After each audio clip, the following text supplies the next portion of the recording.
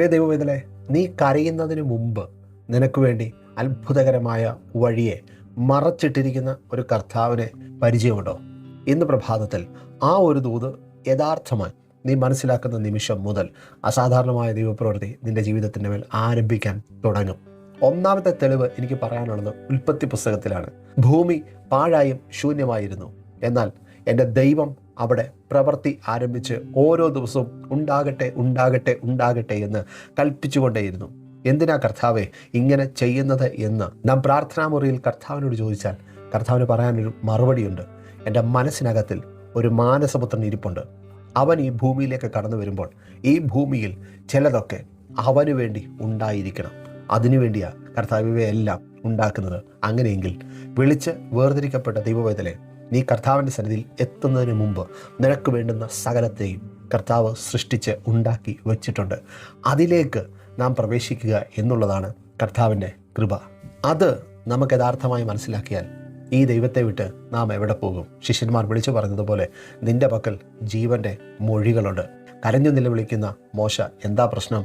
കുറേ ദിവസങ്ങളായി വെള്ളം കിട്ടാതെ ഇരുന്ന് പെട്ടെന്ന് വെള്ളം കിട്ടിയപ്പോൾ ആ വെള്ളത്തിന് ഭയങ്കര കയ്പ. ആ സമയത്ത് ജനമെല്ലാം മോശയ്ക്ക് വിരോധമായി സംസാരിക്കാൻ തുടങ്ങി. അങ്ങനെ ഒരു സംസാരമുണ്ടായാൽ, കണ്ണുനീർ വെളിപ്പെട്ടാൽ, മോശയ്ക്ക് വിളിച്ച ദൈവത്തോടല്ലാതെ വേറെ ആരോടും തൻ്റെ സങ്കടം പറയാനില്ല.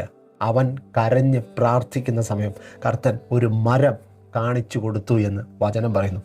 അപ്പോൾ ശ്രദ്ധിച്ചേ, ആ മരം ഇവർ വരുന്നതിന് മുമ്പ് തന്നെ അവിടെയുണ്ട്. ഈ വെള്ളം കയ്പായിട്ട് അവിടെ ഒഴുകുന്നുമുണ്ട്. എന്നാൽ ഇവർ വന്ന് ആ പ്രതിസന്ധിക്കകത്ത് കൂടെ കടന്നുപോയി ഈ മോശ ദൈവത്തിൻ്റെ സന്നിധിയിൽ കരഞ്ഞ നിമിഷം കർത്തൻ പറഞ്ഞു, ആ മരം വെട്ടി വെള്ളത്തിലേക്കിടുക. അവർ ചെന്ന് ആ മരം വെള്ളത്തിലേക്ക് വെട്ടിയിട്ടു. മരത്തിൻ്റെ അപ്പുറത്തുള്ളത് കയ്പുള്ള വെള്ളം. ആ കയ്പുള്ള വെള്ളം മരത്തിൻ്റെ മുകളിൽ കൂടെ ഒഴുകി ഇപ്പുറത്ത് വരുമ്പോൾ അത് മധുരമുള്ള വെള്ളമായി മാറുന്നു. പ്രിയ ദൈവവേദനേ, നീ കരയുന്നതിന് മുമ്പ് നിനക്ക് വേണ്ടുന്ന സകല സോഴ്സുകളും വഴികളും ഒരുക്കി വെച്ച ഒരു നല്ല കർത്താവിനെയാണ് ഈ പ്രഭാതത്തിൽ ഞാൻ പരിചയപ്പെടുത്തുന്നത്. അതുകൊണ്ട് ഈ ദിവസങ്ങളിൽ അധികാരത്തോടെ ഒന്ന് വിളിച്ചു പറ, എൻ്റെ ഹൃദയത്തെ, എൻ്റെ വേദനയെ, എൻ്റെ കുഞ്ഞുങ്ങളുടെ ഭാവിയെ, എൻ്റെ കുടുംബത്തിൻ്റെ മുമ്പോട്ടുള്ള യാത്രകളെ, സകലത്തിനെയും ഞാൻ ആ വേദനയിലേക്ക് കടന്നു പോകുന്നതിന് മുമ്പ് തന്നെ അറിയുന്ന, അതിനു വേണ്ടുന്ന സകല സോഴ്സുകളും ഒരുക്കി വച്ചിരിക്കുന്ന ഒരു നല്ല കർത്താവിനെയാണ്, ജീവനുള്ള ദൈവത്തെയാണ് ഞാൻ ഈ ദിവസങ്ങളിൽ വിളിക്കുന്നത് എന്നുള്ള ഉത്തമമായ ബോധ്യത്തിൽ മുമ്പോട്ട് നീ ചുവട് വച്ചാൽ നിൻ്റെ ചുവടുകൾ പതറിപ്പോകത്തില്ല, നീ പരാജയം ആകത്തില്ല. അതാണ് ദൈവവചനത്തിൻ്റെ ശ്രേഷ്ഠതയേറിയ ഉറപ്പ്. ഏറ്റെടുക്കുക, ആമീൻ എന്ന് പറയുക, കമൻ്റ് ഇടുക. കർത്താവ് അനുഗ്രഹിക്കട്ടെ.